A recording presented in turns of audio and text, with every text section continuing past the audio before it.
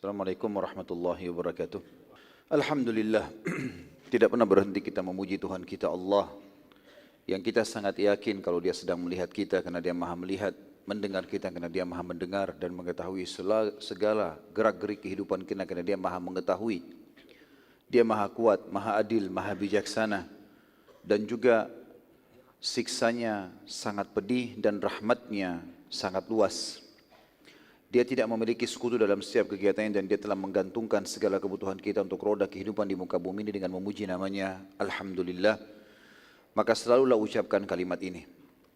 Selanjutnya kita panjatkan salam hormat kita penuh dengan cinta dan rindu kepada manusia yang telah menghabiskan 23 tahun dari masa hidupnya untuk agama ini. 13 tahun fase Makkah semua dengan hinaan, cacian, puncaknya diusir dari kampung halamannya, dan juga 10 tahun fase Madinah, semuanya penerimaan wahyu untuk penyempurnaan agama ini dari hukum-hukum syariat. Dan juga Allah subhanahu wa ta'ala memerintahkan kita untuk mengucapkan salam hormat dan dibalas langsung 10 kali tambahan rahmat, yang berarti rahmat ini pengampunan dosa, peninggian derajat, penyelesaian segala perkara-perkara. Dan ini adalah sebuah karunia yang luar biasa. Kalau seandainya Allah mengganti dengan mengucapkan 10 kali salam hormat kepada manusia terbaik ini diganti dengan 1 kali rahmat sudah cukup. Bagaimana dengan sekali ucapkan salam hormat diganti dengan 10 rahmat? Maka sangat wajar kalau kita selalu mengucapkan salawat dan taslim kepada Nabi besar Muhammad sallallahu alaihi wasallam. Melanjutkan tema kita teman-teman sekalian, Sirah Nabawi ini, dan kita terakhir sudah membahas masalah umrah qadha atau umrah yang dikerjakan oleh Nabi alaihi salatu wasallam setelah ditahan oleh orang-orang Quraisy di kesepakatan Hudaybiyah. Kemudian muslimin selama 1 tahun berhenti tidak boleh masuk ke Mekah, tapi terjadi ekspansi Islam, diantaranya pembebasan Khaybar. Kemudian Nabi SAW datang dan menyelesaikan umrah qadha, dan cukup banyak kejadian yang sudah kita ceritakan pada pertemuan tersebut, tentu tidak bisa saya ulangi semuanya. Tapi yang terakhir sekali adalah masuk Islamnya pada tahun 8 Hijriah itu, setelah umrah qadha, seluruh suku Khuza'ah dan juga 3 anak muda Quraisy yang masyhur dengan kiprahnya nanti dalam Islam. Mereka adalah Amr bin As yang sudah masuk Islam memang dari Ethiopia. Kemudian dia mengajak temannya Khalid bin Walid dan juga Uthman bin Talha radhiyallahu anhu majma'in, yang kata Nabi SAW untuk melihat mereka masuk ke Madinah, maka Nabi SAW bertakbir dengan suara keras sambil bersabda, telah datang kepada kalian pemuda-pemuda terbaiknya Quraisy. Sekarang kita masuk teman-teman sekalian ke bahasan baru, judulnya surat Nabi SAW kepada raja-raja dunia. Setelah Nabi SAW merasa aman karena mayoritas jazirah Arab sudah mulai dikuasai, dan yang belum takluk adalah kota Mekah. Dan nanti insya Allah kita akan pelajari setelah surat-surat Nabi SAW kepada para raja, kemudian ada peperangan-peperangan kecil yang dikenal dengan Sariyah, barulah kita masuk ke inti penyerangan kota Mekah dan penguasaannya.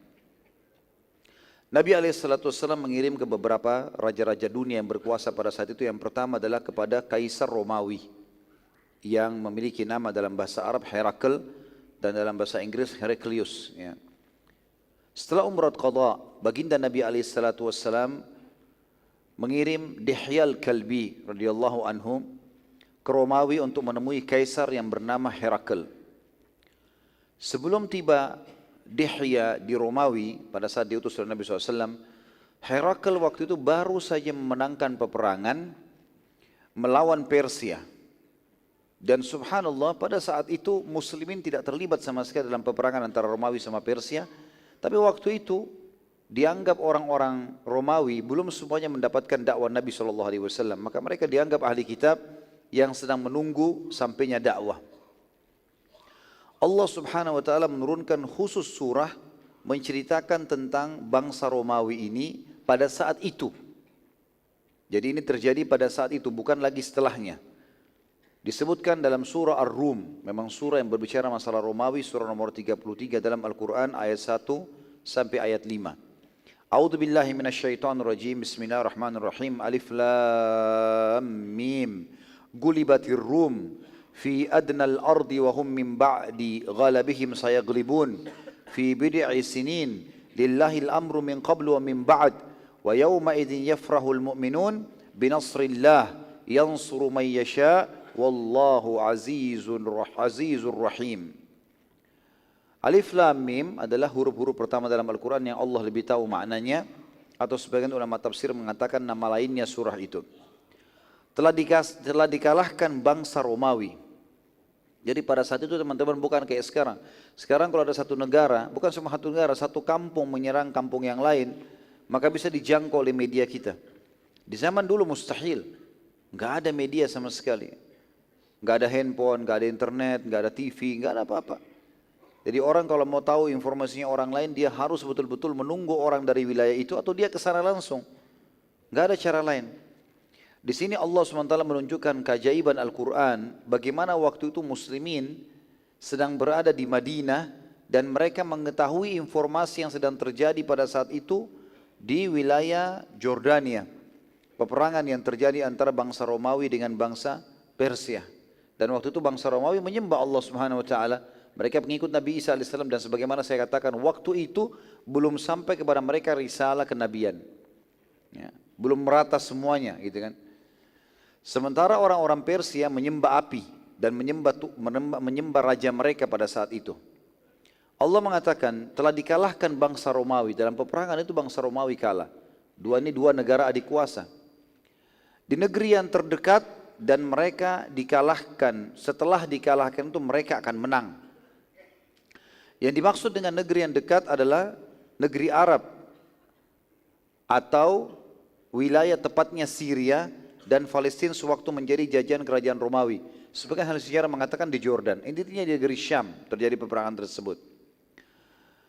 Kemudian dikatakan dan mereka kata Allah setelah telah dikalahkan bangsa Romawi di negeri yang terdekat, maksudnya dekat dengan Palestina, dan mereka sesudah dikalahkan itu pasti akan menang.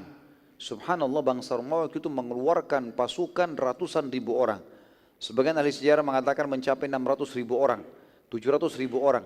Persia pun menggerakkan pasukan terbaiknya, 516.000 orang, sama kekuatan.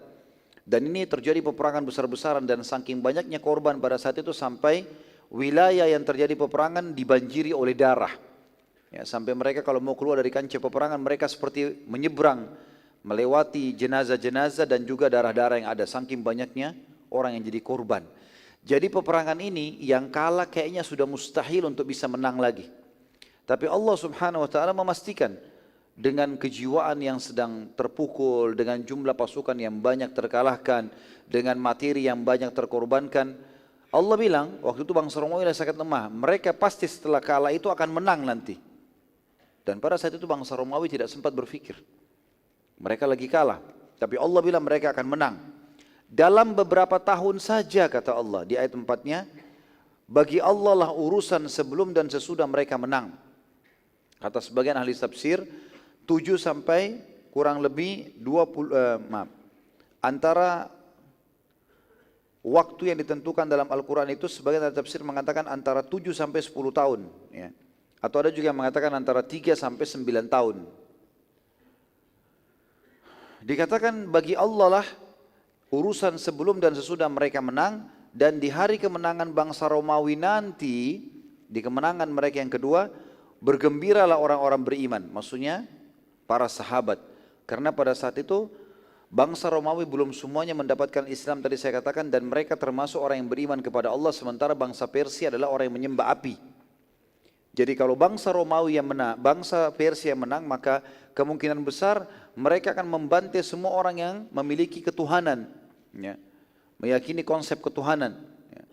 Mungkin seperti kurang lebih kayak di Indonesia sekarang dikhawatirkan masalah komunis, karena mereka tidak ada konsep ketuhanan.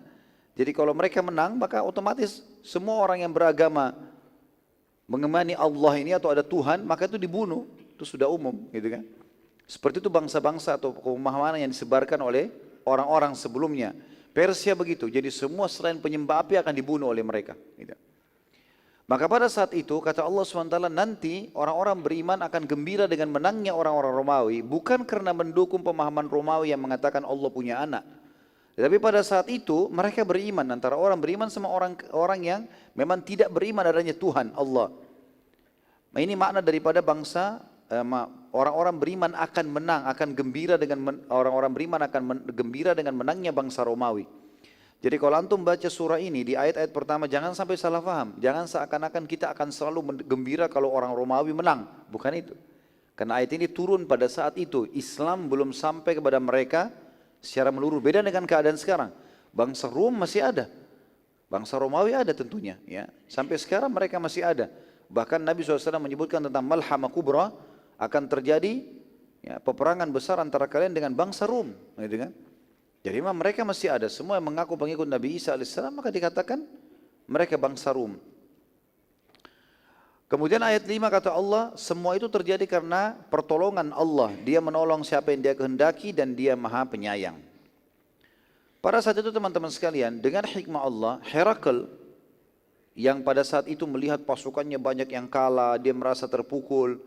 Dia nggak mau masyarakatnya merasa ketakutan, maka dia memotivasi mereka, memberikan hadiah, menyebarkan pelatihan-pelatihan militer pada saat itu untuk mengajak mereka menyerang kembali. Tepatnya 9 atau 10 tahun setelah kekalahan tersebut, maka mereka membentuk pasukan lagi dan Herakl sempat bersumpah kalau seandainya pasukannya menang melawan Persia pada kali yang kedua ini, maka dia akan pergi haji ke Baitul Maqdis.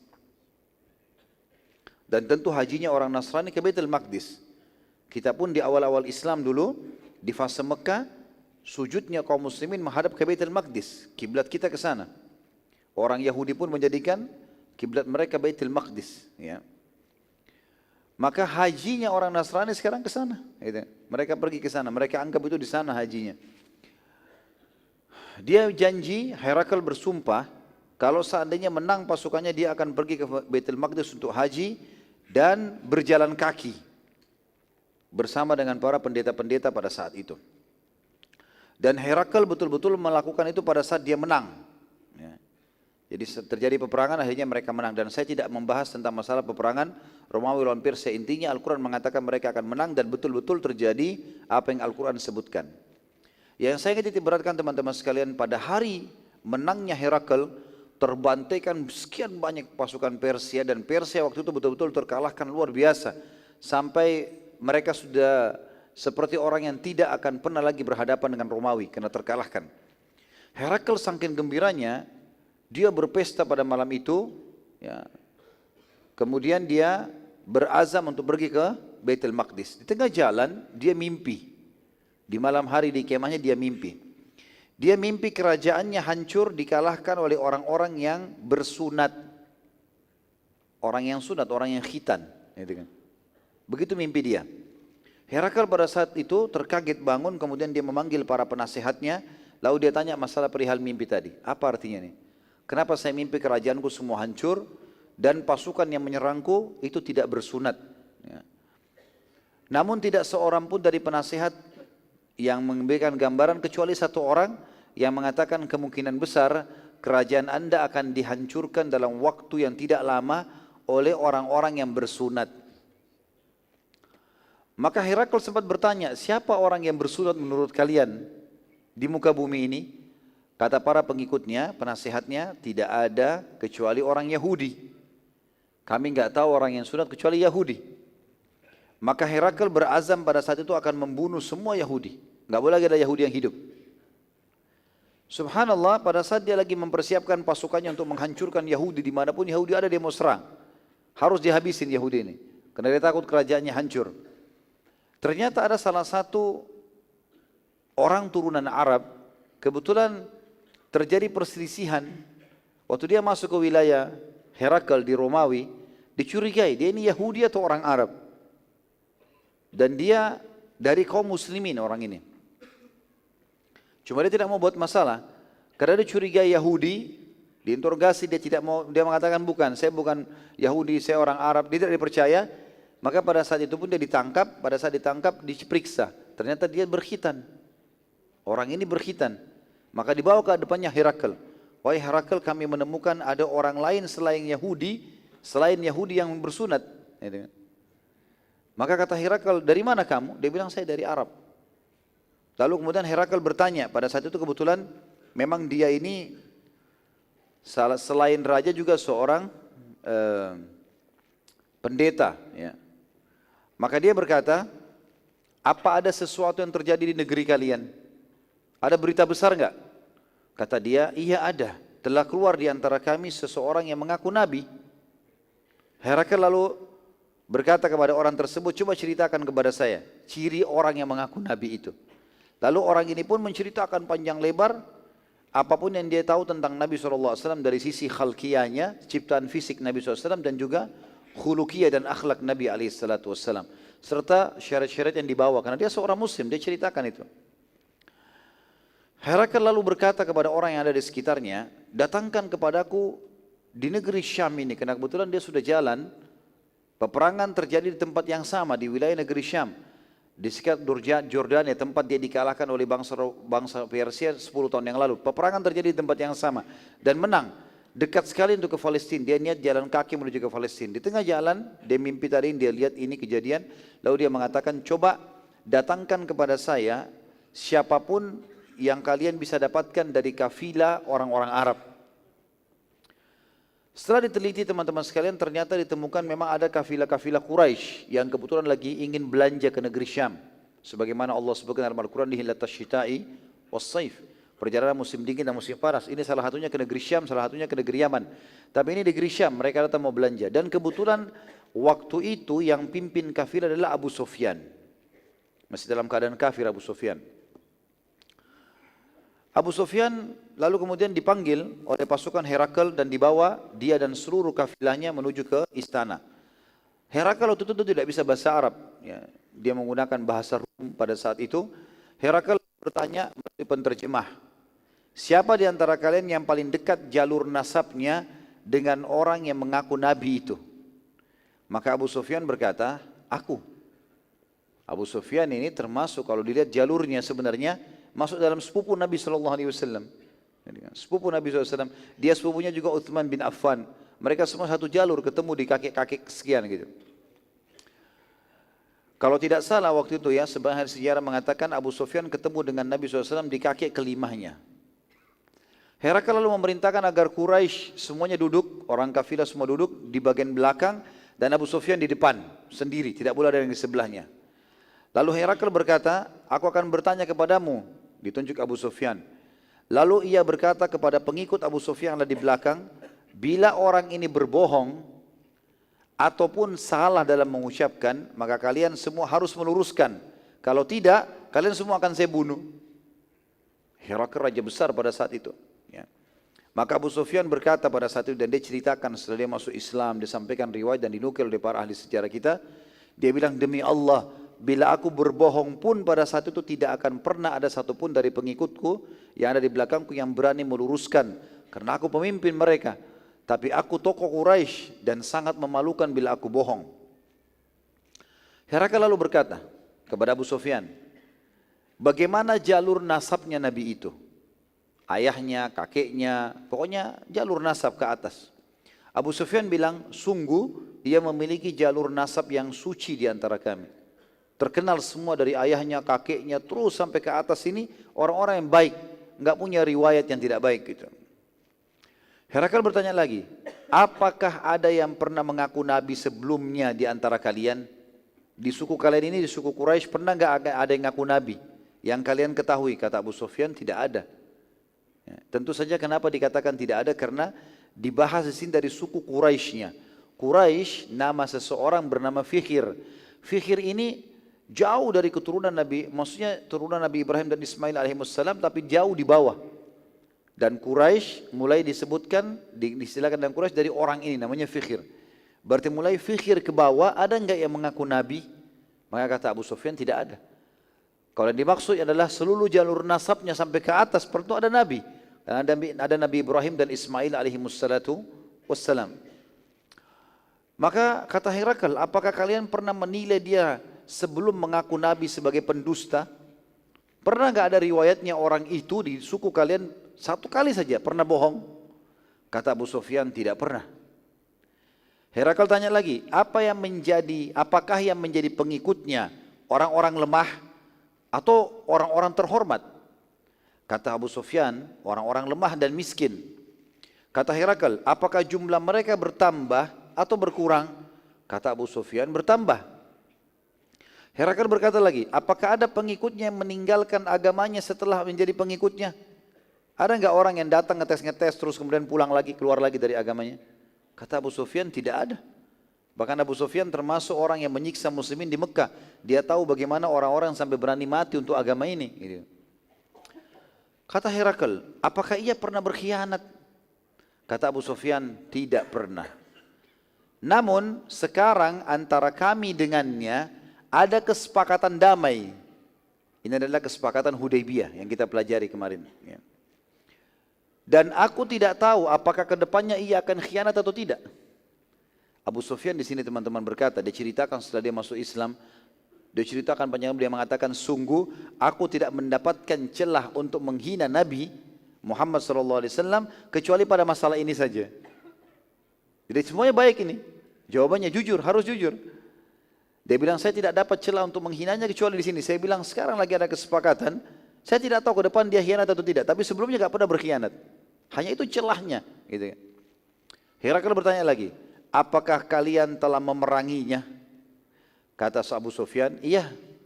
Kata Herakl, bagaimana hasil peperangan kalian dengannya? Kata Abu Sufyan, sekali ia menang, maksudnya perang Badr. Dan sekali kami menang, maksudnya perang Uhud. Kata Herakl, apa yang ia perintahkan kepada kalian? Apa dakwanya? Kata Abu Sufyan, ia memerintahkan kami agar menyembah Allah satu tanpa menyekutukannya, serta meninggalkan apa yang nenek moyang kami lakukan, sembah-sembah berhala segala macam. Ia juga memerintahkan kepada kami agar mengerjakan sholat, jujur dan tidak mengemis, serta menjaga silaturahim. Herakl lalu berkata pada penerjemahnya, katakan kepada orang ini baik-baik dengan bahasa yang jelas. Aku bertanya kepadamu tentang jalur nasabnya, engkau menjawab bahwa ia memiliki nasab yang suci. Demikian pula para nabi dan rasul yang diutus pada nasab terbaik kaumnya. Herakl sekarang sebutkan kepada Abu Sufyan. Selama ini teman-teman Abu Sufyan selalu memerangi Nabi SAW. Enggak percaya. Siapa Muhammad itu? Salah satu penduduk Mekah. Bahkan Abu Sufyan merasa dirinya lebih kaya gitu kan. Makanya dia tolak terus. Tapi sekarang Abu Sufyan heran. Herakl ini, raja yang selama ini orang Quraisy pun takut dengannya. Ini menyebutkan tentang kenabian Nabi SAW.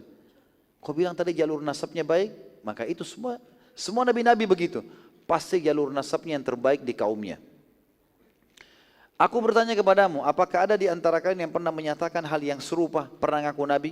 Engkau menjawab, tidak ada. Kalau seandainya ada yang telah menyatakan sebelumnya, dari kakek-kakeknya pernah ngaku nabi, maka aku akan mengatakan bahwa ia hanya mengikuti orang sebelumnya saja. Aku bertanya kepadamu, apakah ada di antara kakeknya yang raja? Engkau menjawab, tidak ada. Ini juga salah satu pertanyaan sebenarnya di riwayat ini, semestinya ada sebelumnya ya. Tapi ini tidak disebutkan dalam potongan riwayat yang tadi saya sebutkan. Tapi memang ada pertanyaan Herakl juga, apakah ada di antara kakeknya yang raja? Maka engkau menjawab, tidak ada. Kalau ada, maka aku akan mengatakan bahwa ia hanya ingin mengembalikan kerajaan kakeknya saja. Jadi ini maksud sini teman-teman sekalian, pernah saya jelaskan di awal-awal sirah, kalau Abdul Muttalib sempat menjadi raja Mekah. Tetapi sistem yang dipakai di Mekah waktu itu, walaupun ada seorang raja atau orang yang dituakan, tetap semua suku punya kekuatan. Makanya dikatakan di Mekah itu tidak ada raja khusus, tapi dikuasai oleh tokoh-tokoh Quraisy. Semua kepala suku punya hak untuk memberikan pendapatnya. Jadi maksud sini raja adalah raja yang menguasai semuanya. Tidak ada lagi yang membantunya, tidak ada penasehatnya. Memang dia kuat dengan powernya sendiri.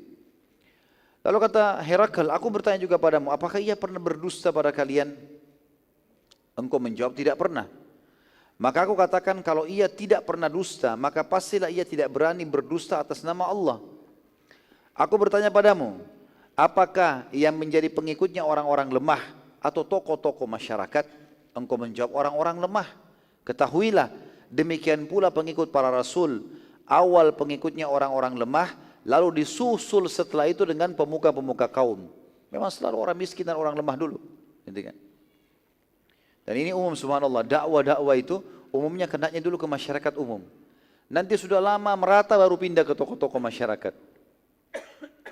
Aku bertanya kepadamu, apakah jumlah mereka bertambah atau berkurang? Maka engkau menjawab bertambah. Maka demikian pula keimanan akan terus bertambah sampai ia sempurna. Aku bertanya padamu, apakah ada pengikutnya yang meninggalkan keyakinannya? Engkau menjawab tidak ada. Maka demikian pula iman saat telah memenuhi hati seseorang tidak akan pernah keluar lagi selamanya. Aku bertanya padamu, apakah ia pernah berkhianat? Engkau menjawab tidak. Maka demikian pula para nabi dan rasul tidak akan pernah berkhianat. Aku bertanya padamu, apa yang ia perintahkan? Engkau menjawab, ia memerintahkan agar tidak menyekutukan Allah, salat, jujur dan silaturahim. Demikian pula perintah seluruh nabi dan rasul. Lalu Herakl mengucapkan kalimat, teman-teman, kalimat yang agung sebenarnya ini. Pada saat itu raja yang menguasai seluruh dunia. Karena Persia sudah kalah, gitu kan? Enggak ada lagi kekuatan waktu itu kecuali kekuatan Romawi. Maka dia berkata, bila semua yang engkau sampaikan ini benar, maka demi Allah, ia, orang itu, pasti akan menguasai apa yang berada di bawah kedua telapak kakiku ini. Maksudnya kekuasaanku ini juga akan takluk di tangan dia nantinya. Dan aku sangat tahu ini zaman keluarnya Nabi. Tetapi aku tidak menyangka kalau akan keluar dari kalangan kalian. Dan bila aku bisa menjangkaunya, aku bisa menemuinya, niscaya aku akan sangat gembira dan menghormatinya. Bila saja aku berada di sisinya, maka niscaya aku akan mencuci kedua telapak kakinya. Ini kata Herakl tentang Nabi SAW. Abu Sufyan waktu sudah selesai itu disuruh keluar, dia keluar lalu dia berkata kepada teman-temannya, demi Allah, sungguh perkara Abu Qabs. Ini Abu Qabs teman-teman sekalian adalah istilah ejekan dari orang Quraisy untuk Nabi SAW. Mereka manggil Abu Qabs seperti seakan-akan orang yang tidak punya kedudukan, gitu kan. Sungguh demi Allah, kedudukan Abu Qabs sudah luar biasa, gitu. Sampai-sampai Herakl pun raja terkuat dunia takut padanya. Kata Abu Sufyan, pada saat itu Islam sudah mulai masuk ke dalam hatiku. Tidak mungkin, ini aneh ini. Kalau sampai raja terkenal dunia dan baru menang peperangan, dia merasa sekarang tidak lagi musuhnya di dunia ini. Dia menguasai dunia.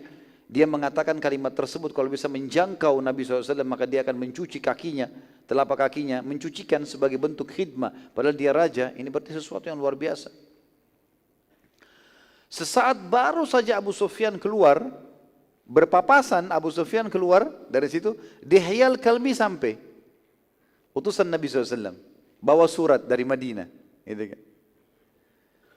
Maka Dihyal Kalbi tiba kemudian menemui Herakl dan minta menyampaikan surat Nabi SAW. Bunyinya, dan surat ini teman-teman masih tersimpan sekarang, ada di pemerintah Inggris sekarang menyimpan ini ya, di museumnya di Inggris ada. Dan ini diakui oleh ahli sejarah Inggris dan Eropa, ini ditulis di abad ke-7 Masehi. Surat resmi datang kepada Herakl dari Nabi SAW. Bunyinya, Bismillahirrahmanirrahim. Dari Muhammad utusan Allah kepada Herakl Raja Agung Romawi. Selanjutnya, sungguh aku mengajak anda masuk Islam. Masuk Islamlah maka anda akan selamat dan Allah akan memberi anda pahala 2 kali lipat. Ya, karena orang ahli kitab kalau masuk Islam, double pahalanya. Mereka sudah beriman kepada Nabi Isa sebelumnya, mereka beriman kepada Nabi Muhammad SAW sekarang. Gitu. Bila anda menolak, maka anda akan memikul dosa seluruh petani. Waktu itu bangsa Romawi mayoritas pekerjanya petani. Maka bangsa Romawi dikenal bangsa petani, gitu kan. Anda akan menanggung dosa semua petani, maksudnya masyarakat Romawi. Karena kalau raja beriman, mereka beriman. Kalau raja tidak beriman, maka mereka tidak beriman. Wahai ahli kitab, lalu Nabi SAW bacakan ayat. Marilah kita satukan kalimat kita. Ya ahli kitab, ta'alu ila kalimatin sawa'im bainana wa bainakum. Ada ayat Al-Quran seperti itu. Wahai ahli kitab, marilah kita satukan perkataan kita sama-sama. Yaitu agar kita menyembah, tidak menyembah selain Allah dan tidak menyekutukannya dengan sesuatu apapun. Dan janganlah seseorang di antara kita menjadikan yang lain sebagai sekutu bagi Allah. Dan apabila kalian berpaling, maka ucapkanlah kami telah Islam atau menyerahkan diri kepada Allah.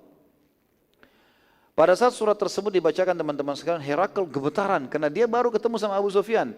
Dan Dihyal Kalbi tidak tahu tentang kisah ini. Berpapasan saja dengan Abu Sufyan gitu. Herakl gemetaran dan ia lalu segera mencoba memastikan semua sifat Nabi terakhir dan kepada Dihyal Kalbi, bagaimana cirinya, bagaimana kulitnya, bagaimana matanya, bagaimana alisnya, bagaimana jalur nasabnya. Apa yang ditanya kepada Abu Sufyan ditanya juga kepada Dihyal Kalbi. Dan subhanallah jawabannya sama. Tinggal masalah kesepakatan Hudaybiyah saja. Ya, pada saat ditanya tadi Abu Sufyan bilang, tidak pernah khianat, tapi saya tidak tahu ke depannya. Kalau Dihya al-Kalbi menjawab berbeda. Nabi kami tidak akan pernah berkhianat selamanya. Maka pada saat itu teman-teman sekalian, Herakl pun berkata pada Dihya, bawa surat ini kepada Safatir. Safatir yang teman-teman istilah yang digunakan untuk pemimpin tertingginya gereja pada saat itu. Jadi di sistem gereja itu ada pendeta-pendeta, nanti ada kepala pendeta. Dia penentu keputusan, gitu kan.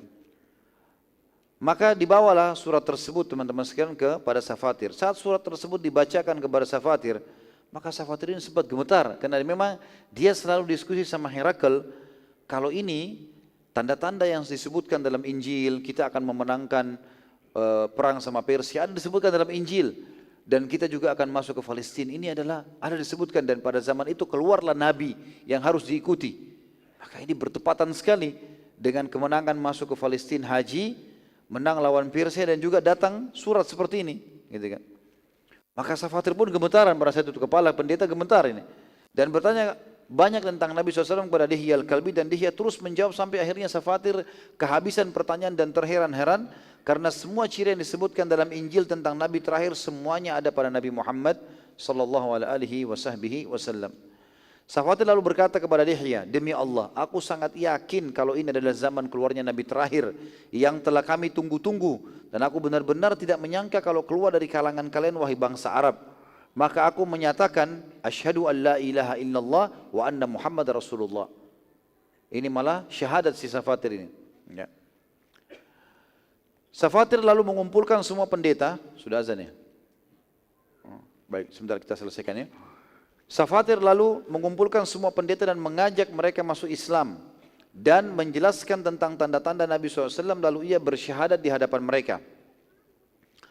Sebagian besar pendeta tidak mau menerima dan akhirnya mereka membunuh Safatir. Dan ini rahimahullah, beliau mati syahid karena sudah muslim pada saat itu. Dia sudah syahadat. Bahkan dia langsung mendakwakan Islam kepada para pendeta-pendeta. Tapi mereka membunuhnya khawatir nanti jangan semua Nasrani mengubah agamanya. Dihya radhiyallahu anhu pada saat mengetahui kejadian pembunuhan Safatir, segera menemui Herakl dan meminta saran. Herakl lalu berkata, sungguh kedudukan Safatir di sisi mereka lebih mulia dibandingkan aku. Kalau Safatir saja mereka tidak dengar bahkan membunuhnya, maka bagaimana dengan aku? Tapi cobalah sabar dulu, aku akan mengatur strategi untuk mengumpulkan mereka. Herakl lalu mengumpulkan semua pendeta di sebuah ruangan dan ia perintahkan agar semua pintu dikunci dan dari luar serta seluruh pendeta harus masuk ke ruangan tersebut. Dan disiapkanlah prajurit-prajurit yang memegang pedang yang berada di setiap belakang pendeta. Jadi ada puluhan pendeta yang datang dimasukkan dalam satu ruangan. Di setiap belakang pendeta itu ada satu prajurit yang pegang pedang, tapi tidak memperlihatkan kalau dia siap untuk membunuh para pendeta-pendeta ini kalau menolak gitu. Semua pendeta berkumpul pada saat itu, maka Herakl keluar menemui mereka dan membacakan surat Nabi SAW serta membaca ayat-ayat Injil yang membuktikan tentang kebenaran risalah Nabi Muhammad SAW. Lalu Herakl bersyahadat di depan mereka. Jadi raja agungnya Romawi masuk Islam di depan mereka semua. Maka seluruh pendeta kaget karena sekarang raja mereka pun mengikrarkan syahadat. Saat mereka mau melarikan diri dari ruangan, ternyata semua sudah terkunci. Jadi pendeta ini mau melarikan diri karena kaget kenapa rajanya pun masuk Islam. Maka para pendeta berkata, demi Allah kami tidak akan meninggalkan agama Al-Masih walaupun engkau membunuh kami semua.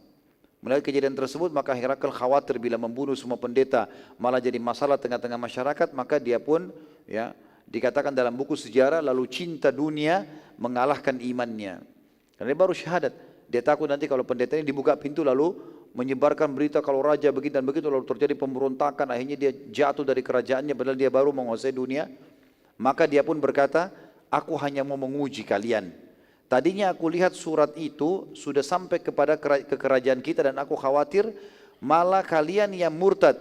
Maka pertahankanlah agama kalian dan aku bersama kalian. Lalu Herakl memerintahkan para prajurit membuka pintu untuk para pendeta dan pendeta pun memuji Herakl dan berjanji akan setia. Di sini kan saya tinggal 2 paragraf saja.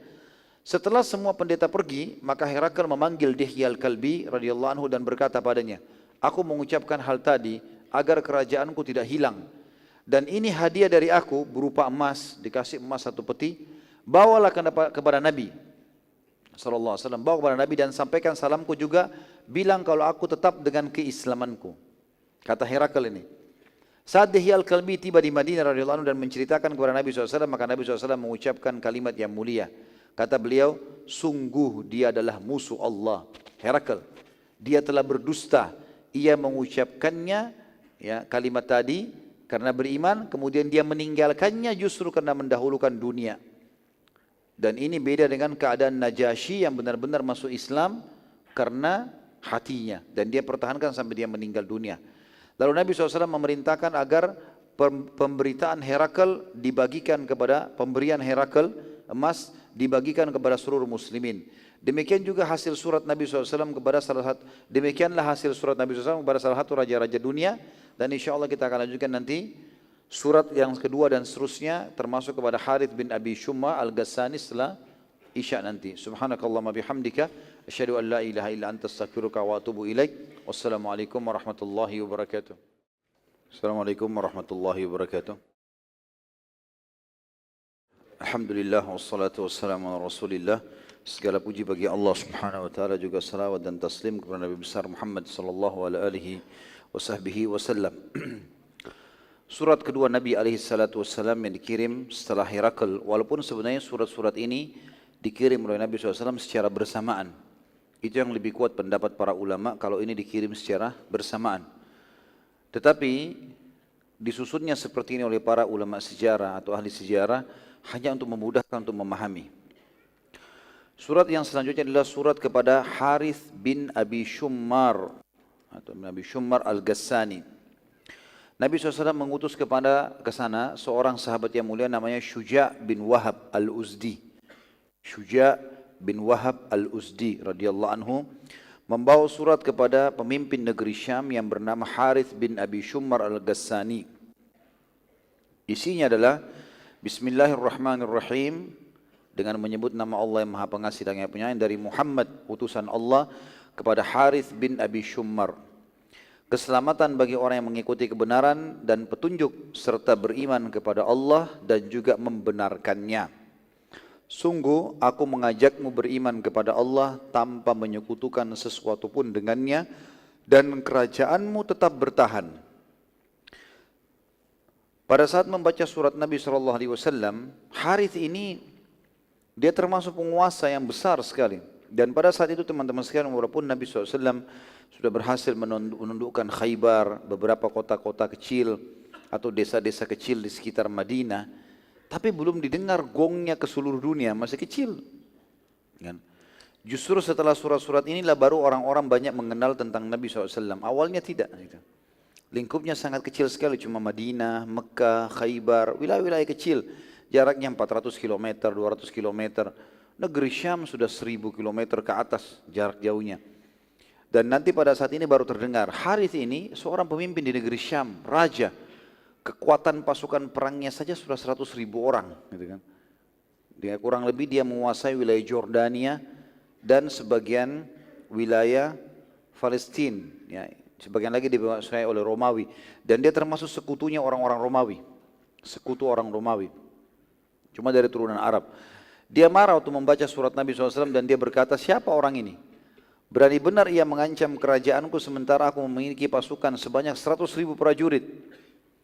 Maka gara-gara itu teman-teman sekalian, Harith pun mencari tahu tentang siapa Nabi SAW, tinggal di wilayah mana, berapa besar kekuatan pasukannya, lalu dia mempersiapkan semua kekuatannya 100.000 orang untuk menyerang Madinah. Dan nanti ini akan menjadi penyebab terjadinya perang Mu'tah. Dan insya Allah nanti kita akan jelaskan besok pagi peperangan itu ya. Peperangan yang sangat mulia yang terjadi antara muslimin dengan bangsa Romawi dengan suku Ghassan yang bersekutu sama bangsa Romawi. Dan nanti di situ juga kita akan lihat bagaimana pengkhianatan Herakl yang bohong, yang berkata kepada Nabi SAW, berkata kepada Dihya, sampaikan kepada Nabi kalau saya tetap dalam keadaan Islam. Kata Nabi SAW, dia bohong. Dia takut kehilangan kerajaannya. Dari itu terbukti nanti di perang Mu'tah, karena pada saat Harith ini minta tolong kepada dia, Herakl mengirim 100.000 juga pasukan Romawi, jadi jumlah mereka 200.000 yang akan melawan pasukan muslimin yang hanya 3.000 orang saja. Ya, tapi nanti muslimin akan memenangkan peperangan itu. Tentu nanti kita jelaskan itu. Yang jelas ini surat yang kedua kepada Harith ya, Al-Ghassani bin Abi Shumra Al-Ghassani yang menolak surat Nabi SAW. Yang ketiga surat Nabi SAW ke Busra. Wilayah Busra, penguasa Busra. Busra ini sebenarnya kalau sekarang masuk ujung Jazirah Arab, lebih dekat kepada Irak. Di situ juga dulu ada kerajaan dipimpin oleh Al-Harith juga, namanya Harith tapi Harith yang berbeda dengan tadi, bin Umair Al-Uzdi. Maaf, ini dipimpin oleh Shurahbil bin Amr Al-Ghassani. Nabi SAW mengutus ke sini, ke Busra, seseorang yang bernama Al-Harith bin Umair. Jadi tadi nama yang saya sebutkan awal itu adalah nama sahabat sebenarnya yang diutus Nabi SAW, namanya Al-Harith bin Umair Al-Uzdi. Ini sahabat Nabi radhiyallahu anhu yang diutus kepada wilayah Busra. Namun di tengah jalan, Al-Harith ini bertemu dengan Shurahbil bin Amr Al-Ghassani, yang dasarnya memang dari berkuasa di wilayah itu, dan memang dia mendukung kakaknya dia yang Harith tadi, yang dari kepala suku Ghassan. Maka karena dia tahu ini utusan Nabi SAW, dia pun membunuhnya. Jadi Al-Harith bin Umair Al-Uzdi dibunuh oleh Shurahbil. Dan dia mati syahid radhiyallahu anhu. Dan kejadian inilah nanti akan membuat Nabi SAW menyerang suku Ghassan. Ini juga salah satu pemicu nanti terjadinya perang Mu'tah itu. Yang keempat surat Nabi SAW ke Muqayqis, Raja Mesir pada saat itu. Nabi SAW mengirim ke sana Hatib bin Abi Balta'ah radhiyallahu anhu. Kepada penguasa Mesir yang bernama Al-Muqayqis, surat Nabi SAW berbunyi mirip dengan suratnya ke Herakl, karena dia raja Nasrani. Bismillahirrahmanirrahim, dari Muhammad utusan Allah kepada Muqayqis, raja agungnya Mesir. Selanjutnya atau amma ba'd, sungguh aku mengajak anda masuk Islam. Masuk Islam maka anda akan selamat dan Allah akan memberi anda pahala 2 kali lipat. Bila anda menolak maka anda akan memikul dosa seluruh petani masyarakat Mesir, karena mayoritasnya memang bekerja jadi petani pada saat itu. Wahai ahli kitab, marilah kita satukan kalimat kita agar tidak menyembah selain Allah dan tidak menyekutukannya dengan sesuatu apapun. Dan janganlah seseorang di antara kita menjadikan yang lain sebagai sekutu bagi Allah. Dan apabila kalian berpaling, maka ucapkanlah bahwa kami telah masuk Islam atau menyerahkan diri. Muqayqis pada saat membaca surat Nabi SAW, ini mirip dengan responnya Herakl. Dia seorang pendeta, dia juga raja, dia tahu ini. Maka dia gembira membaca surat Nabi SAW. Kemudian dia bertanya banyak tentang Nabi SAW kepada Hatib bin Abi Balta'ah radhiyallahu anhu. Dan Hatib menjawab semua pertanyaan sampai akhirnya kata Muqayqis, apakah kaumnya sudah memeranginya? Karena dalam Injil disebutkan itu. Agama yang dibawa oleh Nabi terakhir tidak akan tersebar sampai kaumnya memerangi Nabi tersebut. Dan akhirnya dia memenangkan peperangan. Maka kata Khatib, iya, memang kaumnya sudah memeranginya, bahkan mengusirnya dari kotanya, maksudnya dari Mekah. Maka Muqayqis berkata, mengapa dia tidak mendoakan kaumnya agar Allah binasakan saja? Bukankah ia seorang nabi dan doanya diijabah? Ini pertanyaan sebenarnya memancing ya. Secara akal mungkin orang berpikir, iya ya, mestinya Nabi berdoa saja agar Quraisy Allah binasakan. Tapi perhatikan Hatib bin Abi Balta'ah radhiyallahu anhu dengan keimanan dan ilmunya, dia menjawab dengan cerdas. Dia mengatakan, mengapa Isa tidak mendoakan kehancuran kaumnya saat ada di antara mereka yang tidak mengikutinya? Sama jawabannya. Maka Muqayqis paham pada saat itu dan dia tahu kalau Nabi Isa tidak mendoakan agar Bani Israel dihancurkan karena Nabi Isa ingin hidayah dan petunjuk untuk mereka, bukan kebinasaan. Dia diutus untuk membawa rahmat, ya, kasih sayang. Maka Muqayqis pun membalas surat Nabi SAW, dan ini satu-satunya raja yang Nabi SAW kirimkan surat yang dia balas dengan santun dan baik. Dia mengatakan, keselamatan semoga selalu bersama dengan anda. Maaf, isinya begini, dari Muqayqis penguasa Kipti atau Mesir kepada Muhammad utusan Allah. Dia akui itu. Dan sampai hari ini tentu surat-surat ini masih ada teman-teman sekalian dalam naskah-naskah aslinya ya, ditulis di atas kulit-kulit hewan. Keselamatan semoga selalu bersama anda, telah tiba kepadaku surat anda dan aku telah membaca juga memahaminya. Aku mengutus seorang wanita terbaik Kipti dari Mesir yang memiliki kedudukan yang tinggi di kaumnya sebagai hadiah, juga seekor kuda pilihan agar anda menungganginya. Nabi SAW lalu menerima hadiahnya dan menikahi Maria Kiptia yang dikirim oleh Muqaykis dan dikarunia seorang anak yang bernama Ibrahim. Tentu Ibrahim meninggal masih kecil, belum 3 tahun sudah meninggal. Nabi SAW lalu menceritakan tentang Al-Muqaykis kepada para sahabat. Kalau bukan karena Muqaykis khawatir kerajaannya akan diserang dan diambil alih oleh bangsa Romawi, maka pastilah ia akan masuk Islam. Di sini pelajaran penting teman-teman sekalian. Sekali lagi subhanallah, urusan dunia telah mengalahkan akhirat orang-orang ini. Hanya karena menunggu mencari jabatannya, hanya karena takut meninggalkan pekerjaannya, hanya karena takut tidak menikah sama si fulana, maka akhirnya dia menjual imannya.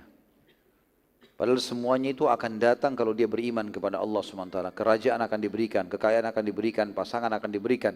Dan memang justru yang kualitasnya sekualitas orang-orang yang mendasarnya sudah beriman. Artinya orang yang menjaga diri. Ya. Saya kadang-kadang kalau menasihatin ikhwah-ikhwah yang memang masih belum menikah, saya mengatakan jaga istiqamah di jalan Allah Subhanahu Wa Taala, jaga hubungan yang baik. Tentu ini bukan cuma ikhwah, akhwatnya juga kalau yang mendengarkan perlu mengetahui masalah itu. Kita kalau menjaga hubungan kita kepada Allah Azza wa Jal, ya, baik ibadahnya, istiqamah saja dalam kebaikan-kebaikan tersebut, maka Allah akan utus nanti pasangan yang seperti itu, seperti kita. Tidak usah khawatir, insya Allah Allah akan utus. Tapi kalau kita justru berbeda, bukan di jalan itu, maka Allah akan datangkan juga orang-orang yang sejalan dengan kita. Jauh dari agama, lalu kita harapkan nanti anak-anak kita bisa hafal Quran, anak-anak kita bisa tutup aurat, anak-anak kita bisa jaga sholat. Tidak bakal terjadi dari wanita atau laki-laki yang jauh dari agama. Allah SWT akan datangkan, yang penting istiqomah saja. Karena manusia keadaannya cuma 4. Dia dalam keadaan benar, tinggal istiqomah saja. Kalau antum sekarang sudah merasa, sudah tutup aurat, sudah cari pendapatan halal, berusaha istiqomah dalam ibadah-ibadah, Allah perintahkan meninggalkan yang dilarang, maka tinggal istiqomah saja. Tinggal istimrar dalam bahasa Arab. Udah lanjutin aja sampai mati. Wa'bud rabbaka hatta ya'tiyakal yakin dalam ayat. Sembahlah Tuhanmu sampai keyakinan atau sampai kematian datang padamu. Yang kedua, orang yang sedang bermaksiat. Kalau antum sedang dalam posisi ini, segera bertaubat. Yang ketiga, orang yang sedang melimpah nikmat, maka tugasnya bersyukur. Yang keempat, terakhir, orang yang sedang diuji oleh Allah, maka sifatnya atau harusnya bersabar. Ini keadaan saja. Tapi yang saya ingin tidak berikan teman-teman, poin pertama, perlunya istiqamah. Jangan pernah lihat kebenaran dari siapa datangnya. Ya. Tapi sudah sampaikah kepada kita atau belum? Kalau sudah sampai untuk kebenaran teman-teman, tidak usah lihat siapa yang ngomong. Mau anak kecil, mau orang dikenal atau tidak dikenal, mau orang tua, pokoknya intinya kebenaran. Dan benar hanya qala Allah, qala Rasul. Allah dan Rasulnya sudah menyampaikan masalah itu. Karena tidak ada yang lagi ya, mengalahkan kedudukan Allah dan juga utusannya. Yang selanjutnya teman-teman sekalian, surat Nabi SAW diutus kepada Najasyi. Tapi ini bukan Najasyi ya, Ashhama radhiyallahu anhu yang sudah meninggal rahimahullah. Karena waktu itu dia sudah meninggal, Ashhama ini yang beriman di tangannya Ja'far bin Abi Thalib radhiyallahu anhu. Setelah dia meninggal digantikan oleh seorang raja juga dapat julukan Najasyi. Karena zaman dulu julukan-julukan ini julukan induk. Seperti misalnya Raja Persia diberikan istilah dengan Kisra. Nanti Kisra itu punya nama-nama lagi di bawahnya. Seperti Kisra yang ditaklukkan di zaman Umar bin Khattab namanya Anusinwan. Terkenal dengan kerajaan besarnya. Tapi dia induknya namanya Kisra. Romawi seperti Herakl tadi, istilah induknya adalah Kaisar. Kemudian Raja Yaman Tubba. Raja Afrika, waktu itu pusatnya di Ethiopia, adalah Najasyi, Raja Mesir Fir'aun, gitu kan? Maka ini semua istilah-istilah yang digunakan untuk wilayah-wilayah tersebut. Tentu istilah Fir'aun sudah hilang setelah meninggalnya Ramses kesekian ya, saya tidak hafal Ramses keberapa yang memang tenggelam di zaman Nabi SAW, tapi induknya namanya Fir'aun. Semenjak itu istilah Fir'aun terhapus dari raja-raja Mesir karena dianggap sudah binasa dengan meninggalnya orang itu. Tapi pada saat itu Najasyi yang ini tidak beriman kepada Nabi SAW karena dia bukan seorang pendeta. Tapi dia juga tidak menolak. Surat setelahnya, dan ini surat yang masyhur sekali sangat besar, adalah surat kepada Raja Kisra. Ya. Kisra Persia dan rajanya itu bernama Barwiz. Nabi SAW mengutus ke sana Abdullah bin Hudzafah radhiyallahu anhu kepada Barwiz, dan isi suratnya adalah Bismillahirrahmanirrahim dari Muhammad utusan Allah kepada Kisra agung, raja agungnya Kisra agung Barwiz. Jadi sebenarnya suratnya ini ada, tapi ulama-ulama sejarah tidak menukil semuanya karena yang masyhur adalah baru dibaca sampai situ, tiba-tiba si Barwiz ini suruh berhenti. Ya, suruh berhenti, nggak boleh, jangan dilanjutin. Siapa orang ini berani-berani menulis di surat namanya dulu belum namaku? Jadi orang yang sombong sekali. Maka ada dua riwayat. Riwayat yang pertama yang masyhur adalah dia pun merobek surat Nabi alaihissalatu wassalam, yang kata Nabi SAW, mazzaka risalati mazzakallahu mulkah. Dia telah merobek suratku, maka Allah pun akan merobek kerajaannya. Ada riwayat yang lain juga menjelaskan dia membunuh utusan Nabi alaihissalatu wassalam. Dia membunuh utusan Nabi alaihissalatu wassalam. Yang jelas Barwiz ini teman-teman sekalian, dia merasa dirinya raja yang sangat kuat, gitu kan. Maka dia lihat Madinah, dia tanya-tanya dari mana tuh yang mengaku Nabi, dari kota Madinah. Madinah itu di mana? Dia nggak tahu Madinah itu kampung kecil, gitu kan. Maka seperti mungkin Amerika sekarang disurati oleh salah satu kampung kita di Indonesia, gitu kan. Suruh tunduk. Ya. Maka dia, siapa ini? Mana Madinah itu kecil? Udah nggak usah utus pasukan. Ada satu orang namanya Bazan. Bazan ini kebetulan dia adalah gubernurnya Kisra di wilayah yang dekat sekali dengan Jazirah Arab. Dia perbatasan Jazirah Arab sama Irak, gitu kan. Maka dia kirim surat ke Bazan. Bazan, tangkap tuh orang yang mengaku Nabi, bawa ke saya. Tidak usah saya kirim pasukan jauh dari sini. Dengan kesombongannya gitu ya. Maka Bazan pun meneliti Madinah. Madinah ini kampung kecil. Mereka punya peta. Nggak ada kekuatan di sana. Mereka tahunya itu. Untuk apa kirim pasukan? Lalu Bazan mengutus 2 orang saja. Kepala prajuritnya, panglima perangnya datang ke sana. Bawa tuh Muhammad ke sini. Siapa orang itu tuh? Mengancam-ancam Kisra gitu. Datanglah 2 orang ini. Ada banyak riwayat kisah berhubungan dengan mereka berdua. Waktu mereka datang ke Madinah dengan baju perangnya segala macam. Terus kumisnya mereka tuh tebal, besar, dan dimuter-muter ini. Nabi SAW waktu mau ketemu sama mereka, lihat. Langsung Nabi mengalihkan wajahnya. Kata Nabi SAW, sungguh buruk penampilan kalian. Gitu. Kata Nabi SAW, siapa yang menyuruh kalian begini? Kata mereka berdua, Tuhan kami. Kisra yang suruh. Semua orang Persia itu suruh potong jenggotnya, suruh biarin kumisnya. Dan makin tebal, makin punya kedudukan. Gitu kan. Maka kata Nabi SAW, sungguh Tuhanku, karena kan mereka bilang Tuhan kami Kisra. Kata Nabi SAW, Tuhanku menyuruh aku selain itu. Kami disuruh memelihara jenggot dan menghabiskan kumis kami, atau memotong kumis kami. Itu yang disampaikan oleh Nabi SAW. Maka akhirnya kedua orang ini duduklah, mengatakan, ada penterjemahnya, siapa kamu ini hai Muhammad? Nabi SAW jelaskan, saya adalah utusan Allah, saya begini, saya begini. Apa ajaranmu? Ajaranku begini dan begitu. Ajaran tauhid, mengesahkan Allah, yang menyempurnakan ajaran risalah nabi-nabi yang lain sebelumnya, disuruh sholat, dilarang zina, larang ini, larang itu, disampaikan semua syariat. 2 orang ini, karena bukan ahli kitab, tidak faham. Mereka penyembah api gitu kan. Mungkin kalau bicara sama Nasrani masih nyambung masalahnya, tapi ini nggak nyambung. Maka dia bilang, sudahlah. Sekarang begini Muhammad, daripada Kisra kirim-kirim jauh pasukannya besar di sini menghabiskan kota kamu, ikutlah sama kami. Kata Nabi SAW, sebentar dulu. Kalian tahu kampung saya, ini kota ini, sudah tahu tempatnya. Tahu rumah saya, ini rumah saya ini. Ini masjid saya, ini rumah saya. Saya nggak akan kemana-mana. Kalian mau tangkap saya setiap saat silahkan, bisa. Tapi saya mau sampaikan satu hal dulu. Kalau malam ini, waktu itu kebetulan sudah menjelang malam, mereka tiba, mau istirahat, mereka mau nginap di Madinah waktu itu.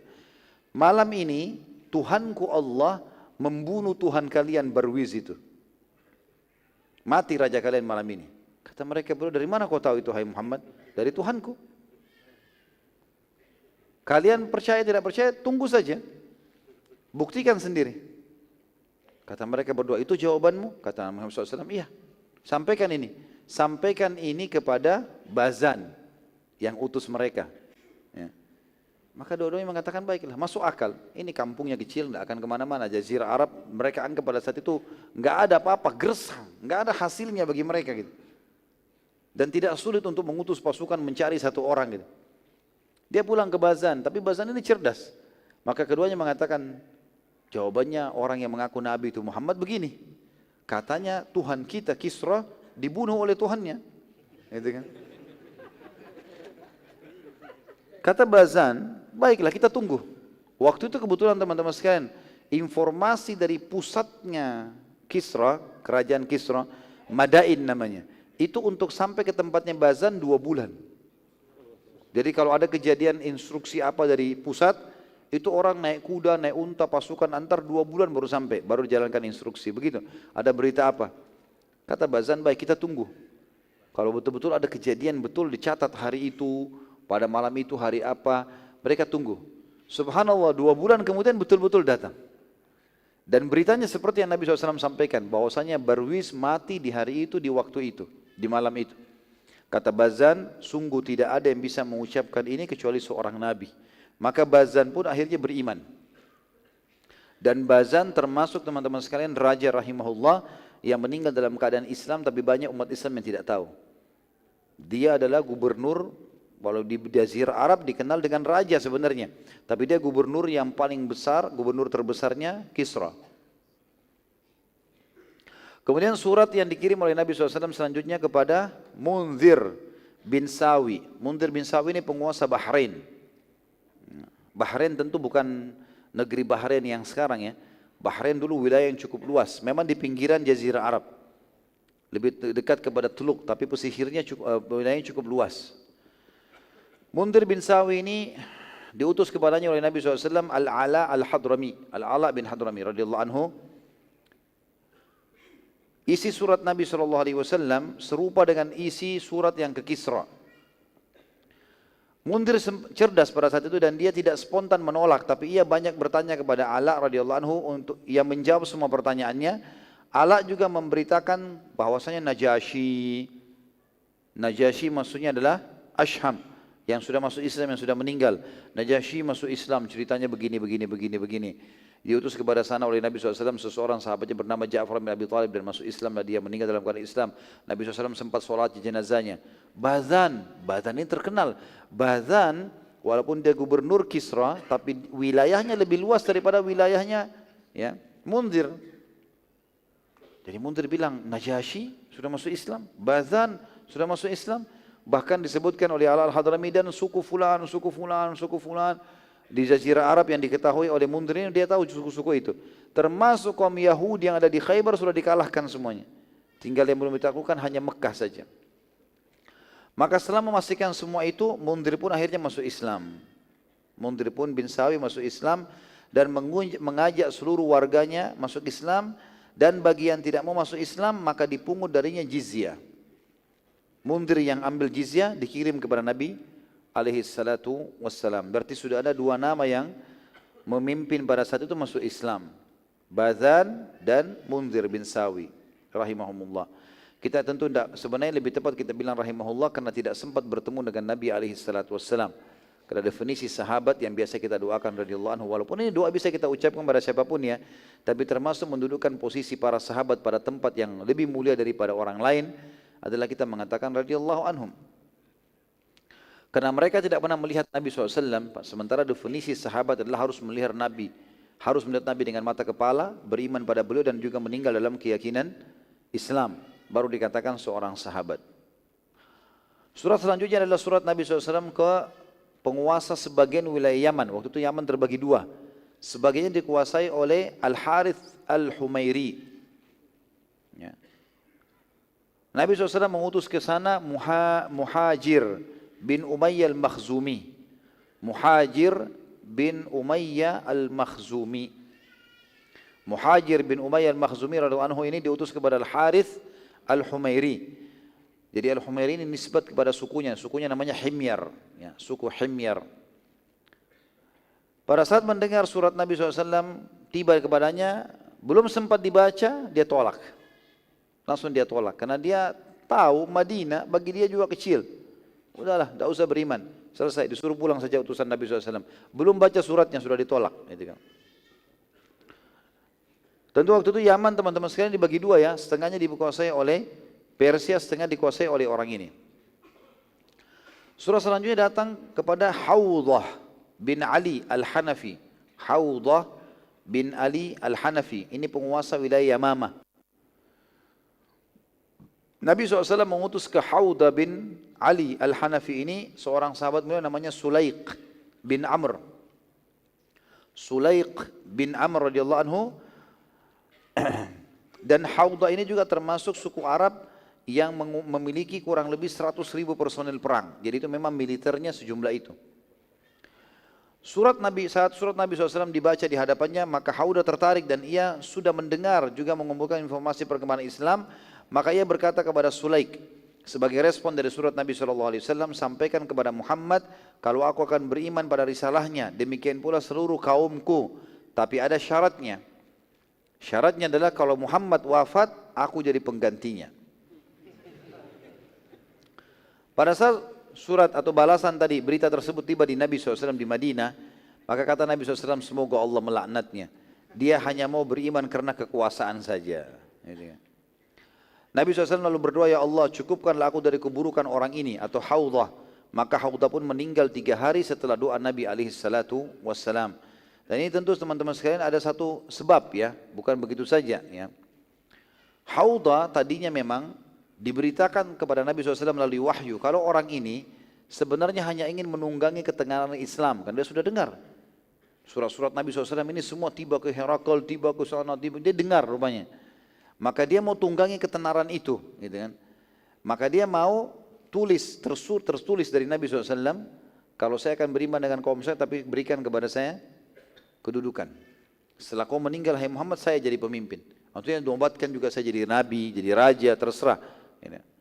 Maka Nabi SAW pun akhirnya mendoakan dia keburukan, karena dia sudah niat juga pada saat itu, kalau Nabi SAW tidak terima permintaannya, utusan Nabi SAW pulang dalam beberapa hari, 3 atau 4 hari dia akan menyerang Madinah. Maka Nabi SAW mendoakan supaya Allah mengambil alih Hawdah. Maka betul-betul 3 hari kemudian dia meninggal dunia. Kemudian selanjutnya surat Nabi SAW kepada penguasa Oman, wilayah Oman, yang bernama Jaifar bin Abdu. Jaifar bin Abdu. Ya. Jaifar bin Abdu ini diutus kepadanya oleh Nabi SAW Amr bin As radhiyallahu anhu. Maaf, bukan Jaifar bin Abdu ya, Jaifar dan Abdu, adik kakak ini. Jaifar dan Abdu. Ya.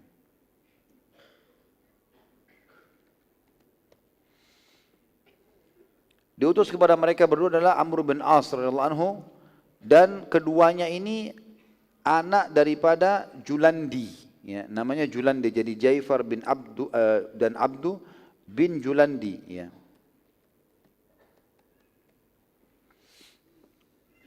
Amr bin As di masa jahiliyah radhiyallahu anhu di Mekah memang dia seorang duta dan sudah terbiasa menghadapi para utusan-utusan. Kalau teman-teman masih ingat bagaimana dia pada saat ingin menarik muslimin agar bisa pulang ke Mekah, dia memberikan hadiah-hadiah kepada para pendeta, kepada Najasyi, tapi dia tentu tidak berhasil waktu itu ya. Maka dia tahu strategi bagaimana menghadapi para pemimpin. Amr tidak langsung menyampaikan surat Nabi SAW kepada Jaifar dan Abdu, tapi ia tinggal beberapa hari dan berbaur dengan masyarakat Oman sambil mengumpulkan informasi detail tentang kedua raja Oman tersebut dan sifat-sifat keduanya, kesukaan keduanya, hal-hal yang dibenci dan yang lainnya. Setelah memastikan semua informasi sudah lengkap, maka Amru bertanya kepada masyarakat Oman, siapa di antara kedua raja ini yang paling baik, artinya yang mungkin mudah untuk bisa diberikan masukan. Maka mereka menjawab Abdu. Dari dua adik kakak ini, ternyata Jaifar dan Abdu yang lebih baik, lebih lembut. Maka Amr pun memulai mendatangi Abdu dan membacakan surat Nabi SAW, dan bila ia beriman maka seluruh kerajaan dan kekuasaannya tetap, hanya saja hukum yang diterapkan adalah hukum Islam. Kerajaan tetap, semua tetap, tapi Islam yang diterapkan. Abdu waktu itu sempat sangat marah dengan surat Nabi SAW dan berkata, berani benar dia mengancam kerajaanku. Apa yang bisa ia lakukan untuk mengalahkan kekuasaanku? Maka raja Dia merasa kenapa harus tunduk dengan seseorang yang tidak dikenal.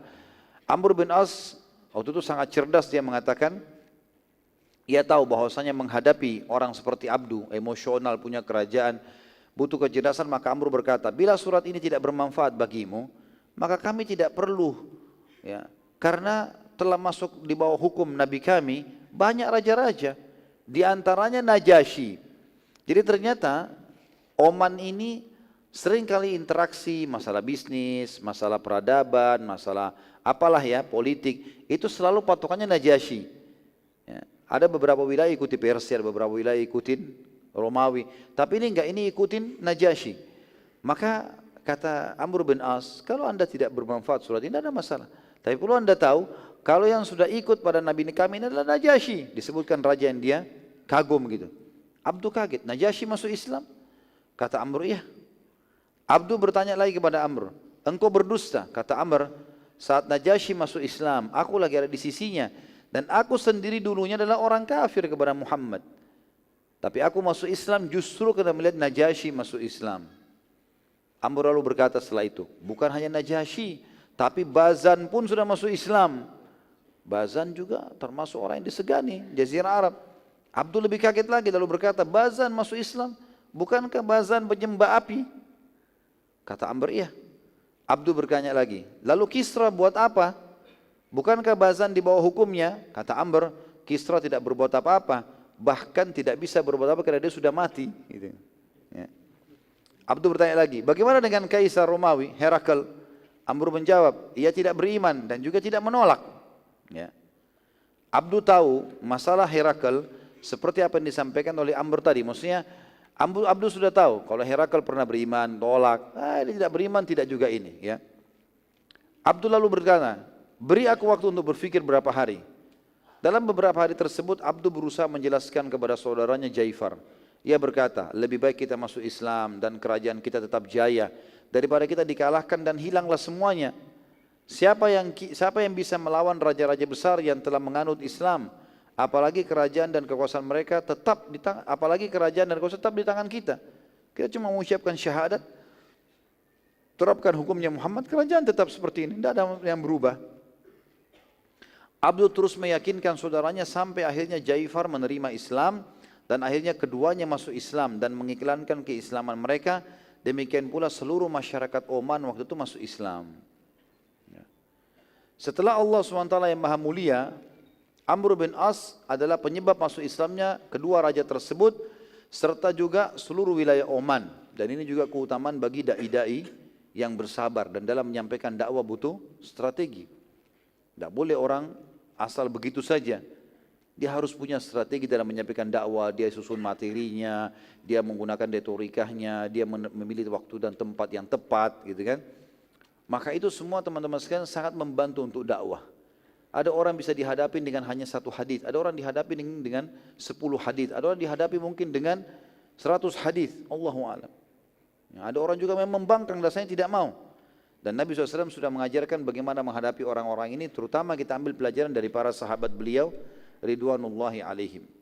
Dan bagaimana kejelian dan kecerdasan Amr di sini berhasil mengatur strategi jitu untuk menyampaikan dakwah. Keduanya tetap jadi raja sampai meninggal dunia, barulah Nabi SAW menentukan gubernur di Oman. Setelah keduanya meninggal, barulah Nabi SAW tunjuk penggantinya. Subhanallah, ini semua efek daripada kesepakatan Hudaybiyah. Kalau kita review kembali teman-teman sekalian, waktu sampai kesepakatan Hudaybiyah, jumlah umat Islam waktu itu masih sangat sedikit sekali, sekitar 1.400 orang yang ikut bersama Nabi SAW waktu itu kesepakatan Hudaybiyah ya. Waktu itu terjadi 1 tahun tidak ada ribut sama Quraisy. Penyebab utama dakwah terhalangnya sudah ditutup. Kesepakatan 1 tahun. 1 tahun itu Nabi SAW gerilya. Ya, di antaranya mengalahkan Yahudi Khaybar, di antaranya mengirim surat-surat ini sehingga tersebar sana sini. Dan spontanitas waktu itu sudah ada raja-raja besar yang masuk Islam sebagaimana sudah kita sebutkan tadi. Dan mereka punya kepasukan. Kalau Nabi SAW, mereka sudah masuk Islam, Nabi ajak mereka kan ikut berperang. Itu kan, otomatis itu.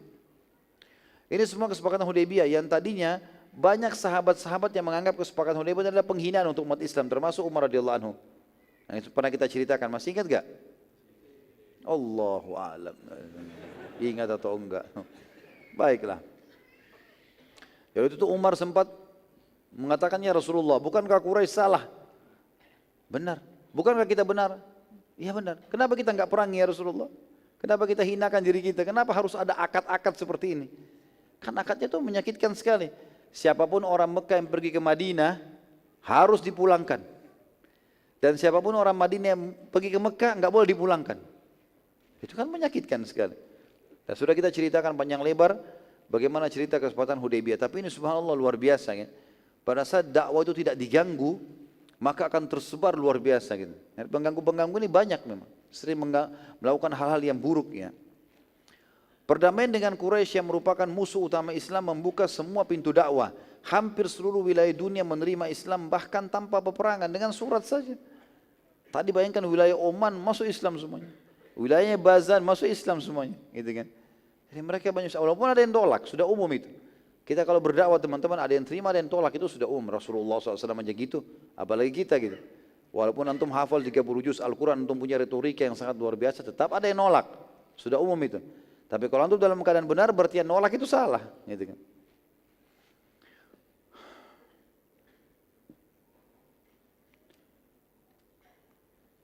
Pelajaran penting yang bisa kita ambil dari surat-surat Nabi alaihi salatu wassalam. Yang pertama teman-teman sekalian, agama Islam pasti menang. Walau tidak ada yang meyakininya. Karena agama ini dari Sang Pencipta. Bila Anda tidak beriman dan mengamalkannya, maka Sang Pencipta akan mendatangkan dan menciptakan makhluknya yang akan beriman dan mengamalkan syariatnya. Itu pasti. Jadi sebenarnya dengan berimannya kita teman-teman sekalian, yang beruntung kitanya. Banyak orang teman-teman tidak khusyuk dalam sholat, tidak mau bersedekah kecuali nanti kalau memang ada dorongan besar dalam jiwanya. Tidak mau berdoa kecuali kalau musibah sudah datang. Ini semua kenapa terjadi? Karena dia belum yakin dengan agama ini. Kalau yakin sama agama ini teman-teman, ada orang, gak ada orang, tetap dia sholat, tetap dia sedekah, tetap dia baca Quran, dia tahu kebutuhannya. Banyak orang juga fikir Allah Sang Pencipta butuh dengan ibadah kita. Allah enggak butuh. Allah enggak butuh dengan sholat antum, enggak butuh dengan sedekah antum, enggak butuh dengan sembelihan antum. Allah SWT mengatakan misalnya dalam masalah sembelihan ya, dalam ayat Al-Quran, A'udzubillahi minasyaitonirrajim, la yanalullahu ruhumuha wala dima'uhu walakin yanalu taqwa minkum. Allah enggak pernah butuh dagingnya dan darahnya sembelihan kalian, tapi Allah mau lihat ketakwaan kalian. Allah enggak butuh. Kenapa orang kalau masuk masjid ada orang tidak khusyuk dalam sholat? Karena dia pikir Allah butuh, cuma kayak store kewajiban, selesai. Enggak, Allah enggak butuh. Biar kita sholat khusyuk, dapat 100% pahala dan semua sholat kita bahkan umur kita 1000 tahun tidak ada gunanya. Ya, kecuali untuk dia sendiri. Dalam hadis qudsi riwayat Bukhari kata Nabi SAW, Allah berfirman, wahai anak Adam, semua amal-amal yang saya perintahkan kepadamu sebenarnya adalah hal yang saya akan kembalikan kepadamu juga. Akan diberikan. Allah SWT yang memberikan kepada kita. Allah ciptakan kita, Allah ciptakan dunia, ciptakan amal perbuatan kita, amal buruk kita untuk menguji kita. Allah ciptakan surga dan neraka. Allah yang mengatur semuanya. Jadi sebenarnya tidak ada gunanya buat Allah SWT, tapi berguna buat kita. Yang kedua, jadi kalau kita jauhi agama ini, poin pertama tentunya kita sendiri yang rugi, karena agama ini pasti akan menang. Tidak akan pernah luluh agama Islam, karena ini agama kebenaran. Inna dina indallahil Islam. Yang kedua, kecerdasan dan kejelian pemimpin dalam mengambil keputusan, kapan harus perang, kapan harus damai, kapan menyerang, kapan menahan diri, yang diikuti dengan pemahaman yang mendalam pada syariat Allah Maha Sempurna dan bertawakal kepadanya. Seperti Nabi SAW melakukan itu. Waktu diajak damai Hudaybiyah, oke diambil. Waktu di perang Khaybar juga kalau masih ingat, ada beberapa benteng Yahudi selain di Khaybar yang sempat minta damai. Nabi SAW tidak perangi mereka, bukan berarti karena sudah kuat pasukan lalu diperangi semua, enggak. Oke, mau damai-damai, gitu kan. Tapi dipantau oleh Nabi SAW. Dipantau, walaupun nanti di zaman Umar bin Khattab karena ada yang berkhianat maka diusir oleh Umar bin Khattab dari Jazirah Arab. Gitu. Tapi di sini perlu seorang pemimpin punya strategi. Dimulai dari pemimpin rumah tangga misalnya. Seorang laki-laki juga harus begitu. Punya strategi dalam rumah tangganya, bagaimana dia tahu sumber pendapatnya dari mana, kapan dia nasihatin istrinya, kapan dia nasihatin anaknya, dia berikan tempat di mana yang layak, strategis untuk mereka tinggal, yang mereka nyaman sehingga dia juga nyaman dalam bekerja, seterusnya. Ya. Kemudian juga pemimpin lembaga, bagaimana dia menaungi beberapa orang pegawai, pemimpin perusahaan, lebih tinggi lagi pemimpin negara, bagaimana dia mengatur strategi-strategi yang akhirnya membuat seluruh masyarakatnya akan mendapatkan haknya atau orang di bawah naungannya, dan dia juga lepas dari tanggung jawab pada hari kiamat. Yang ketiga, setiap orang harus jeli dalam melihat dan menerima kebenaran. Dan kebenaran itu hanya satu, tidak ada lagi yang lain. Yang berasal dari Sang Pencipta Allah yang Maha Agung dan Maha Mulia. Setiap dari Allah yang Maha Suci tidak akan ada kesalahan dan pasti benar. Maka segeralah terima dan amalkan. Jadi jangan ragu teman-teman sekalian. Ada orang subhanallah mau terima agama nanti kalau sudah banyak orang yang ikut. Kalau tidak ada orang yang ikut masih sedikit, sudahlah tunggu aja dulu. Ya. Ini kerugian buat dia. Kalau dia meninggal sebelum istiqomah gimana? Gitu kan? Maka jangan tunggu itu teman-teman. Kalau benar ya sudah terima, amalkan. Sudah berapa kali kita dengarkan hadis tentang sholat malam, tentang sedekah, tentang duha, tentang apalah. Tapi berapa banyak orang yang mengamalkan? Dihitung jari semuanya. Kenapa enggak diamalin? Apa masalahnya? Enggak jelas, gitu kan? Seakan-akan dia cuma, ya sudahlah, saya sudah dengar tahu kebenaran tapi enggak mau ikutin. Ini kata Ibnu Qayyim rahimahullah, ibaratnya seperti orang yang lagi dikejar oleh binatang buas, kemudian dia melarikan diri. Begitu tiba di benteng, ada tempat yang dia bisa masuk pintu gerbang, lalu dia bisa masuk berlindung. Tapi enggak, dia berdiri di depan benteng itu lalu dia mengatakan, aku berlindung dengan benteng ini. Cuma ucapan. Ya dimakanlah dia sama harimau tersebut, gitu kan. Dia tidak berlindung sebenarnya, dia cuma ucapkan, ya saya sudah tahu itu benar. Tapi enggak diamalin. Karena ini sama saja bohong berarti ya. Saya katakan di sini dipastikan saat meninggal dunia maka janji Allah yang Maha Suci tidak akan luput sebagaimana Allah SWT sudah sebutkan dalam banyak ayat Al-Quran. Artinya orang beriman pasti akan menerima kebaikan, orang buruk, kafir, fasik akan dihukum. Yang keempat, dan ini tentunya yang terakhir dalam poin kita dalam pelajaran ini, setiap dai atau utusan pemimpin muslim harus bijak dan jeli mempelajari situasi dan keadaan sehingga sasaran dakwah dan tujuan utamanya tercapai. Ya. Jadi dalam Islam yang penting tujuan kita tercapai. Nabi SAW bersabda, semoga Allah merahmati seorang hamba yang berbicara dengan orang lain sesuai dengan kondisi dan keadaan akal mereka. Jadi yang penting target kita tercapai. Bagaimana target itu tercapai? Misalnya kita tidak perlu bertengkar sama orang lain. Ada orang lagi ribut, misalnya masalah suami istri ribut dalam rumah tangga. Kalau kita diam bukan berarti kita bodoh. Diamnya kita melihat mana strategi apa yang harus saya lakukan untuk baik ini supaya bisa memperbaikinya. Mungkin itu lebih baik. Atau orang lagi bertengkar ditinggalkan untuk mengatur sebuah strategi supaya bisa memperbaiki keadaan. Atau segalanya, ini semua adalah poin penting untuk memikirkan bagaimana mengatur sebuah strategi supaya bisa semuanya berjalan itu bagus sekali. Ya. Saat termasuk kita keluar rumah misalnya sederhana, mau pergi satu tempat, kita lagi pikirkan jalan mana yang terdekat nih. Oh jalan sini, itu sebuah strategi yang bagus sekali. Gitu kan. Jadi sangat bagus kapan waktu, kapan tempat, berteman sama siapa, semua harus jeli sekali. Terutama dalam masalah dakwah ini sangat penting karena berpengaruh dalam penyebaran agama Allah subhanahu wa ta'ala. Allahu a'lam. Ini bahasan kita insyaAllah pada malam ini berhubungan dengan masalah surat-surat Nabi SAW kepada pemimpin dunia. Dan insyaAllah kalau saya makasih waktu, kalau memang ada yang mau bertanya sekitar 10-15 menit. Sesuai dengan tema, kalau tidak ada maka insya Allah kita akan lanjutkan setelah materi besok kita akan buka pertanyaan. Besok insya Allah kita akan mulai agak pagi, jam berapa? Jam 9 ya. Insya Allah kita akan mulai dan kita akan selesai nanti sampai duhur insya Allah, biidznillah. Begitu saja insya Allah kita akan bertemu lagi pada pertemuan kita besok. Mungkin begitu saja insya Allah kita berdoa kepada Allah SWT semoga majlis kita diberkahi olehnya dan dijadikan sebagai tambahan amal kita pada hari kiamat dan semoga seluruh amal yang pernah kita kerjakan dan akan kita kerjakan sampai menjelang ajal nanti diterima dengan kemahamurahan Allah dengan pahala yang sempurna dan semoga semua dosa yang pernah kita kerjakan sekecil sampai sebesar apapun juga diganti dengan kemahamurahan Allah menjadi pahala dan semoga Indonesia menjadi negara yang aman, tentram, damai, seluruh umat Islam secara lurus di bawah naungan ukhuwah Islamiyah dan juga seluruh ibadah mereka kembali pada wahyu Al-Quran dan Sunnah serta seluruh pemimpin negara ini diberikan hidayah oleh Allah agar menerapkan seluruh tanggung jawab dan menjalankan tanggung jawab mereka sesuai dengan yang diperintahkan oleh Allah dan Rasulnya sehingga mereka lepas dari tanggung jawab pada hari kiamat dan seluruh penduduk Indonesia secara khusus kaum muslimin akan menerima hak-hak mereka dan semoga Indonesia menjadi contoh bagi negara-negara yang lain dan siapapun yang menginginkan keburukan bagi umat Islam dan kaum muslimin serta negara Indonesia semoga Allah SWT kembalikan tipu daya mereka kepada mereka sendiri dan juga semoga negara ini akan selalu aman, tentram, damai dan juga seluruh orang-orang muslim diberikan hidayah kepada Islam. Dan kita tidak pernah lupa doakan saudara kita di Palestina, di Syria, di Yaman, di Irak, di Myanmar, di Ahsa, di mana mereka sedang tertindas. Semoga Allah ikhlaskan niat mereka, terima para syuhada mereka, mudahkan Islam di tangan mereka dan tangan kita semua. Dan semoga Allah partisipasikan kita bersama mereka di pahala, baik dengan doa, dengan harta, juga dengan jiwa kita. Dan semoga Allah dengan kemahamurahannya menyatukan kita semua di surga firdausnya tanpa hisab, sebagaimana sebagaimana di majelis ilmu yang mulia ini. Kalau benar dari Allah, kalau ada salah pasti dari saya mohon dimaafkan. Subhanakallahumma bihamdika asyhadu an la ilaha illa anta astaghfiruka wa atubu ilaik. Wassalamualaikum warahmatullahi wabarakatuh.